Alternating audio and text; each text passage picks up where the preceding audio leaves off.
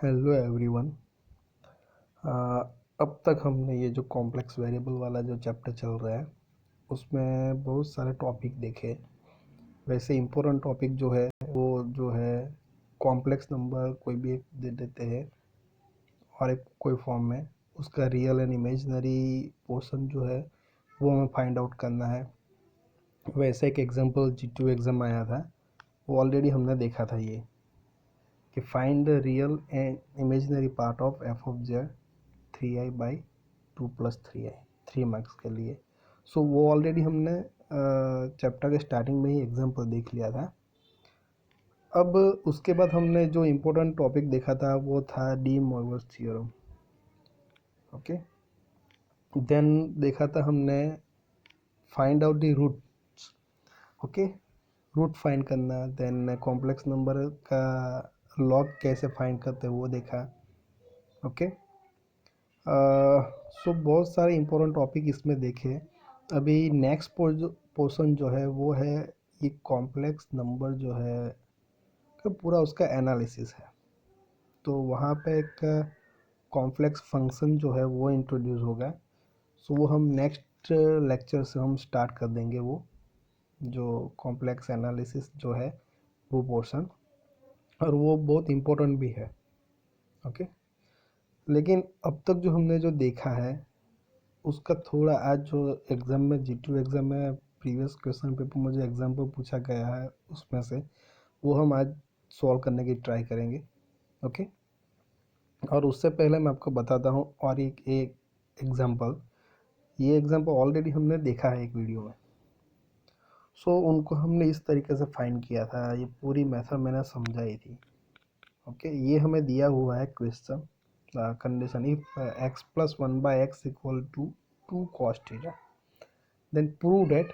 ये दो जो चीज़ है हमें प्रूव करनी थी और ये G2 एग्ज़ाम में पूछा गया था क्वेश्चन, राइट। सो हमने इस मेथड से उनको सॉल्व किया था ऑलरेडी। सो आज मैं उनको आपको एक मेथड बताता हूँ। ये आज क्यों बता रहा हूँ, क्योंकि ये हमने पीछे से जो सर्कुलर फंक्शन हाइपरबोलिक फंक्शन है वो एंड में हमने देखा है, इसीलिए। ओके, सेम क्वेश्चन है, x+1/x equal to 2 cos theta है। सो ये लिख सकते हम, सेम ही है, अलग तरीके से लिखा है। x+1/x मीन्स x+x इनवर्स हम लिख सकते हैं। सो इक्वल टू क्या दिया हुआ है, 2 cos थीटा। अभी हमें पता है सर्कुलर फंक्शन में हमने देखा cos थीटा इक्वल टू क्या आता है, e⁻i theta plus e⁻− i theta divide by 2 लिखते हैं। सेम हो गया तो 2 को यहाँ से निकाल के यहाँ पर लिख दो। सो 2 cos थीटा की जगह पर हम लिख सकते हैं e⁻i theta plus e⁻−i theta. Okay, वहाँ से हम लिख सकते हैं ना कि भाई x इक्वल टू क्या होगा, e⁻i थीटा लिख सकते हैं। तो x इनवर्स इक्वल टू क्या हो जाएगा, e⁻−i थीटा। सो ये इक्वल टू ये आया। सो वहाँ से हम लिख सकते हैं x equal to e⁻i theta. So ये जो एग्जांपल हमने किया था वहाँ पे हमने ये जो है ये फॉर्म में लिखा था, पोलर फॉर्म में, राइट। लेकिन यहाँ पे हम क्या करते हैं, ये यूलर्स फॉर्मूला के फॉर्म में लिखते हैं, मतलब एक्सपोनेंशियल फॉर्म में। सो ये प्रूव करना है तो ये LHS लिखा है यहाँ पे। अब क्या करते हैं, x की जगह पे हम क्या रख देंगे, सभी जगह पे e⁻i थीटा। सो यहाँ पे लिख दिया e⁻i थीटा, देन +1/x⁻n है। So simply write e⁻i theta instead of x।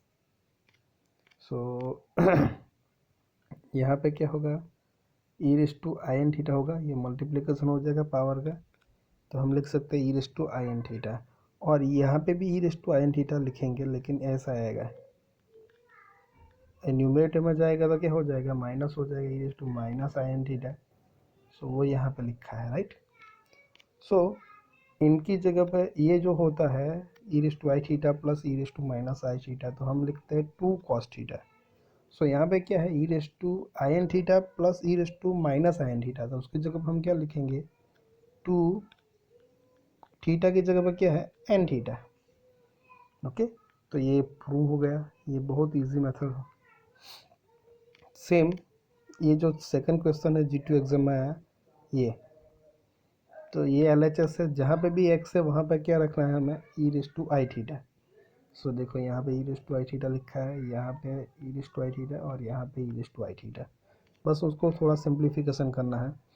तो यहाँ पे अब क्या करेंगे, ये मल्टीप्लिकेशन कर देंगे पावर का, तो क्या होगा e raise to i two n theta plus one. Then यहाँ पे क्या होगा ई रेस टू आई, बाद में 2n-1 थीटा, और ये e raise to i theta तो है ही।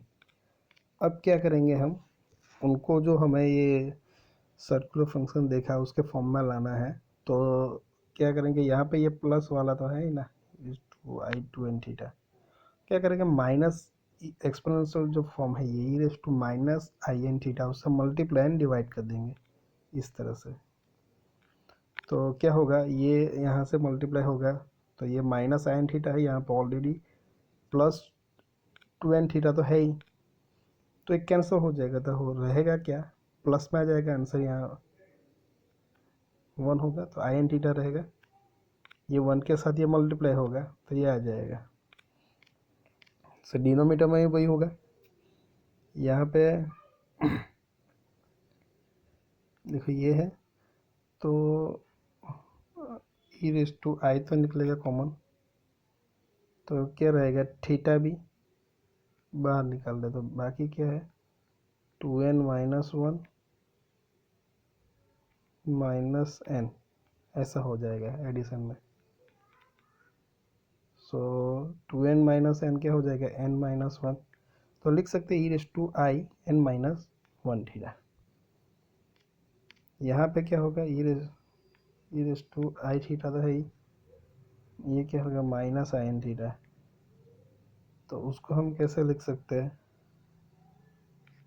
ई रेस टू आई को कॉमन निकालो 1-n और ये थीटा। अब यहाँ पे n-1 है, तो हम भी यहाँ पे भी 1-n की जगह पे क्या करेंगे n-1, तो क्या होगा यहाँ पे ई रेस टू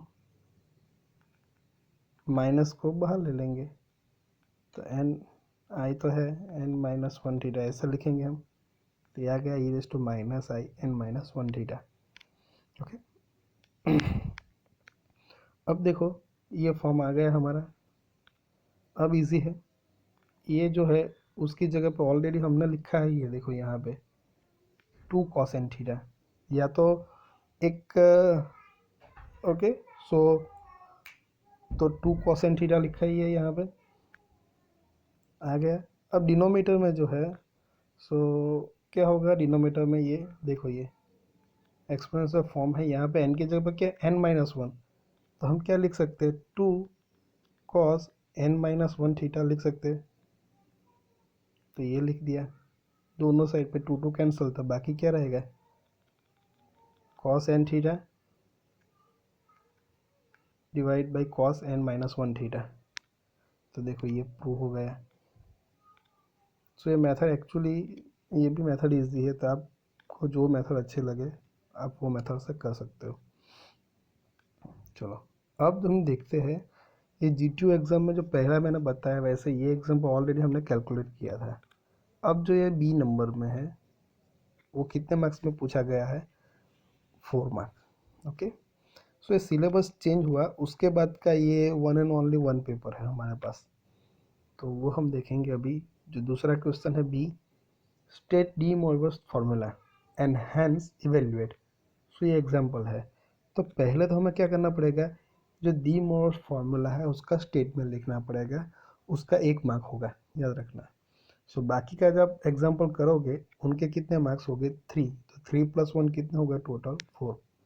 गेटिंग, सो मैंने एक शॉर्ट में डायरेक्ट फार्मूला लिखी है यहाँ पे, क्या हम डी मोरगस थ्योरम में यूज़ करते थे ये, भाई cos theta plus i sine theta raise to n हो, तो उनकी जगह पर हम क्या लिख सकते हैं, एन को यहाँ पे मल्टीप्लाई करना होगा पावर को, so cos n theta plus i sine n theta, ये फॉर्म में लिख सकते हैं हम। ओके, सो वही लिखा है मैंने यहाँ पे।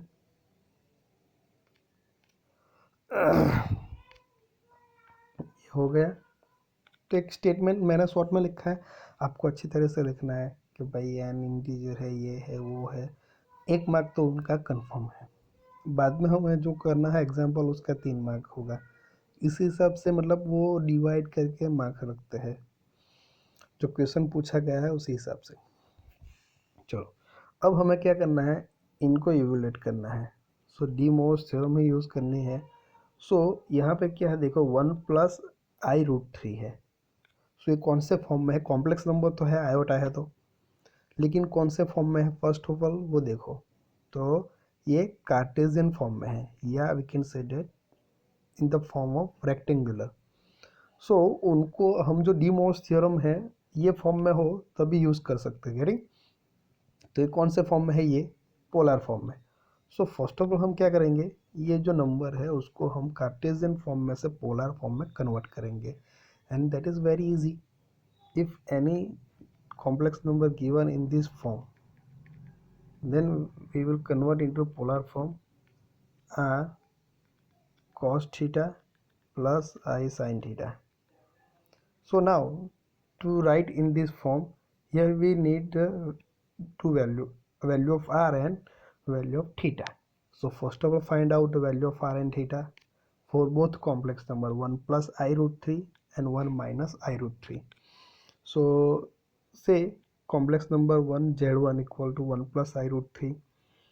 okay, for complex number z1, say radius modulus r1 and angle theta 1। आप कोई भी लिख सकते हो, ऐसा नहीं है कि मैंने ये थोड़ा डिटेल में लिखा है, आप डायरेक्ट भी लिख सकते हो। ओके, सो यहाँ पे x की वैल्यू क्या हो जाएगी, z1 में 1, और y की वैल्यू क्या हो जाएगी √3। सो r1 क्या होगा, square root x square plus y square, तो square root 1 square plus √3 square, square root 1 + 3 square root 4। तो आंसर क्या आ जाएगा r1 का 2। सिमिलरली आप दूसरा कॉम्प्लेक्स नंबर देखो ना, 1 माइनस i√3, तो उसमें भी ये माइनस √3 स्क्वायर होगा तो प्लस ही हो जाएगा, तो सेम आंसर आएगा। r2 हमने लिखा है उसके मॉड्यूलस को, सो वहाँ पे भी आंसर क्या आएगा हमारा 2 आएगा। अब θ1 फाइंड करना है एंगल ये नंबर के लिए, तो क्या है tan इनवर्स y/x, तो tan इनवर्स √3/1, तो आंसर क्या आएगा π/3। अब ये जो कॉम्प्लेक्स नंबर है वो हमारा कौन से क्वाड्रेंट में आएगा, x भी प्लस है न y भी प्लस है। सो एक क्वाड्रेंट नंबर कौन सा आएगा हमारा, फर्स्ट आएगा।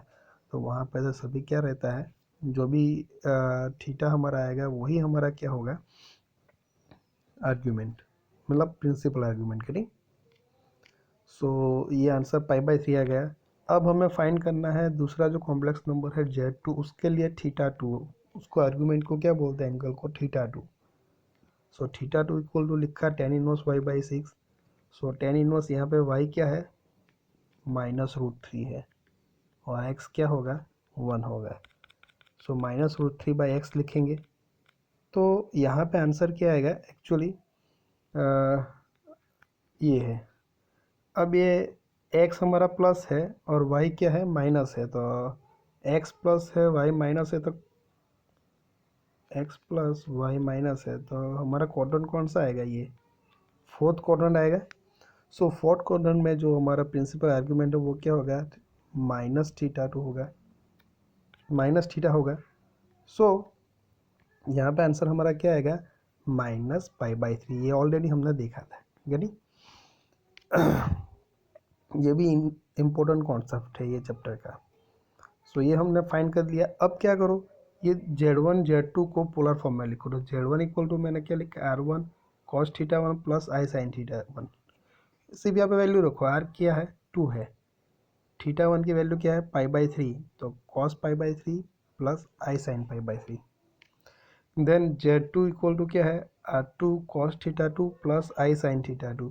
सो r2 की वैल्यू भी क्या है 2, θ2 क्या है हमारा -π/3, सो cos -π/3 प्लस I sin -π/3, ऐसे लिख दिया। अब हमारा जो एग्जाम्पल है सॉल्व करना है, वो हम जो भी दिया हुआ है वो लिखते हैं।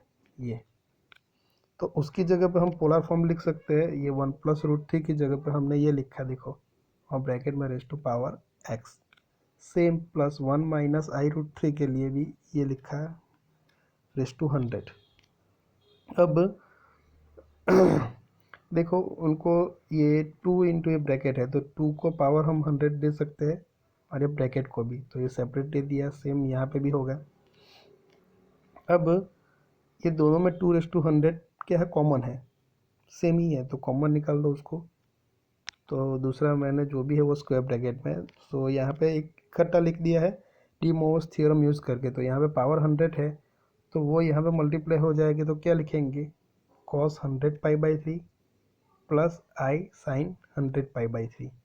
ओके, ऐसे लिख सकते हैं। प्लस यहाँ पे भी ये डी मोस थ्योरम यूज़ करेंगे तो क्या होगा, कॉस -100 पाई/3 प्लस आई साइन -100 पाई/3। सो ये डी मोस थ्योरम में यहाँ पे दोनों जगह पे यूज़ किया और ये दोनों को कॉमन निकाला मैंने और इकट्ठा ये बाकी का सारे लिख दिए। अब उनको मैंने कुछ नहीं किया है, क्या किया है देखो, हम ऐसा लिखते हैं ना, कॉस माइनस थीटा है इवन फंक्शन, तो आंसर क्या लिख सकते हैं, कॉस थीटा। सो वो मैंने यहाँ पे यूज़ किया है कॉस -100 पाई/3, तो उसके जगह क्या लिखेंगे, कॉस 100 पाई/3 ओनली।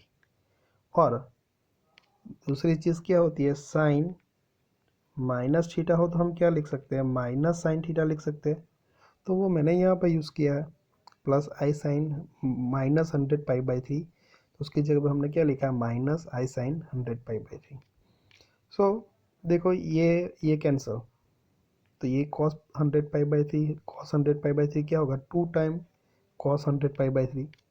सो देखो ये 2 का पावर कुछ नहीं है, मतलब 1, और यहाँ पे क्या है 100 है, मल्टीप्लाई होगा तो टोटल पावर कितना हो जाएगा, 101, और ये क्या है कॉस 100 पाई/3।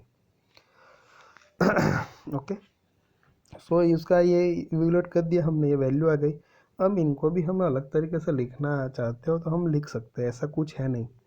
ओके, लेकिन अभी कुछ दिया इवेल्यूट करना ही मांगा है तो कोई प्रॉब्लम नहीं। हाँ, ऐसा भी बोला जाए कि भाई real part and imaginary part को अलग करो, तो हम तो आगे करते, एक दो स्टेप ज़्यादा हो जाता। ओके, सो यहाँ पे बस इतना करोगे तो काफ़ी है।